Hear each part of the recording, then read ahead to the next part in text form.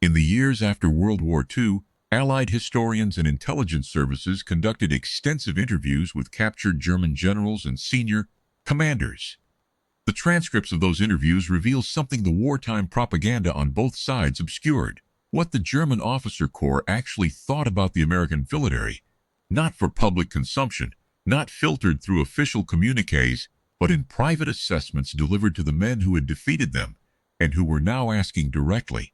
The portrait that emerges is consistently different from the image the German military had cultivated during the war. It is worth examining what they said.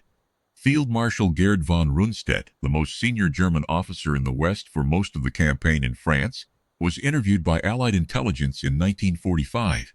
His assessment of American forces was direct. He called the American soldier excellent raw material, who had learned the profession of war with a speed he found remarkable. He said that American logistics, the supply system that kept Allied forces armed, fed, and fueled across a front of hundreds of miles, was something the German military had never been able to match and had, in retrospect, underestimated as a determinant of the war's outcome. Von Rundstedt was specific about logistics.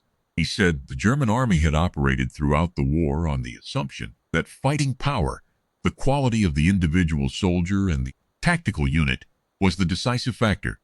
He said the American experience had demonstrated that fighting power without the supply chain to sustain it was irrelevant. He said the American ability to absorb losses and replace men and equipment at scale was something for which German doctrine had no answer. General Günther Blumentritt, who served as von Rundstedt's chief of staff, went further.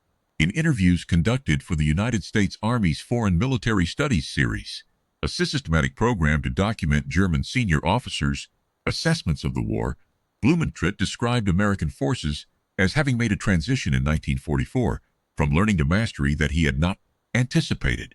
He said that by the time of the Normandy breakout, American tactical flexibility, the ability of lower-level commanders to act on initiative without waiting for orders from above, had given American units an advantage that German doctrine explicitly did not provide for. This is a significant admission. German doctrine had long emphasized the initiative of the individual officer, the Auftragstaktik principle of mission-based command, in which commanders were trusted to achieve objectives through whatever means they judged appropriate.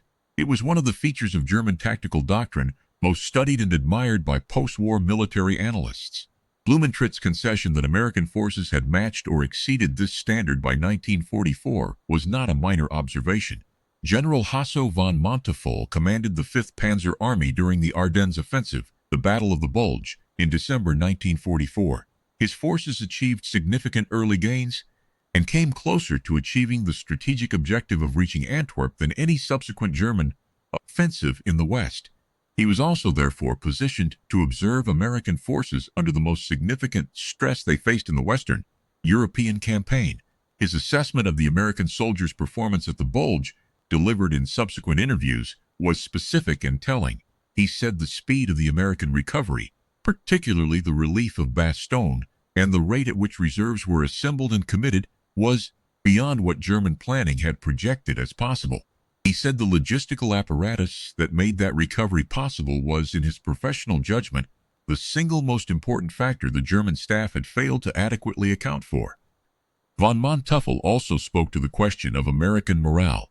He said that German planning for the Ardennes offensive had incorporated an assessment, based on intelligence reports and the general state of the Allied advance, that American forces might be susceptible to a rapid loss of confidence if hit hard enough in unexpected circumstances. He said this assessment had proved incorrect. He said American units that were surrounded or cut off fought with a tenacity that the German staff had not projected. The Bastogne garrison, the 101st Airborne and attached units, surrounded and under sustained attack for 9 days, is the most famous example. But von Manteuffel's observation encompassed a wider pattern. General Friedrich von Mellenthin, who served on multiple fronts and wrote the influential post-war memoir Panzer Battles, offered a broader assessment in interviews conducted in the 1950s. He said that the German military had entered the war with a professional confidence based on years of careful doctrine development and the rapid early successes in Poland, France, and the early Eastern Front campaigns that had led to a systematic underestimation of what the American military was capable of becoming. He was specific about the word becoming. He said that the German military had evaluated the American forces it first encountered in North Africa in 1942 and 1943 and formed conclusions that proved accurate for that period and proved catastrophically inaccurate as a projection of future performance. He said the rate at which the American military absorbed the lessons of early setbacks, revised its doctrine, retrained its units, and improved its performance was something German intelligence had not modeled correctly. He said, the error was in assuming that what we first encountered was what we would always encounter.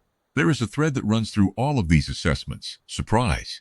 Not at any single battle or any single decision, but at the cumulative performance of a military that German doctrine had not, in several important respects, taken seriously. The interviews also reveal a consistent pattern in what the German commanders identified as the decisive American advantages. They were not primarily about individual courage or tactical brilliance, though the German commanders were generous on both counts. They were about scale, the supply system, the industrial output, the replacement rate, the ability to sustain operations after losses that would have required a German unit to withdraw and refit. General Walter Warlimont, who served in the OKW operations staff throughout the war, put it most plainly in his post-war account. He said the fundamental German error had been to plan a war that assumed the enemy's logistical capacity could be disrupted or outmaneuvered. He said, the American logistical system proved, in practice, essentially indestructible. He said that a military capable of sustaining the cross-channel invasion, fueling and supplying an army across France, absorbing the Ardennes offensive, and continuing to advance without strategic pause, had demonstrated a logistical capacity that German planning had never adequately credited. He said, we never fully understood what we were fighting. That sentence, delivered in a post-war debrief by a senior German staff officer who had been present for most of the war's planning, is worth sitting with. Not as a claim that the American military was perfect. It was not, and the German commanders were candid about the areas where American performance disappointed them or fell short of what they had expected, but as an honest assessment of what they had learned and of what it had cost them not to know sooner. The transcripts of these interviews are not classified. They are available in military archives on both sides of the Atlantic.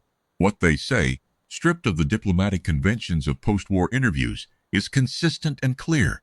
They were surprised by what America became. They thought they knew. They did not know.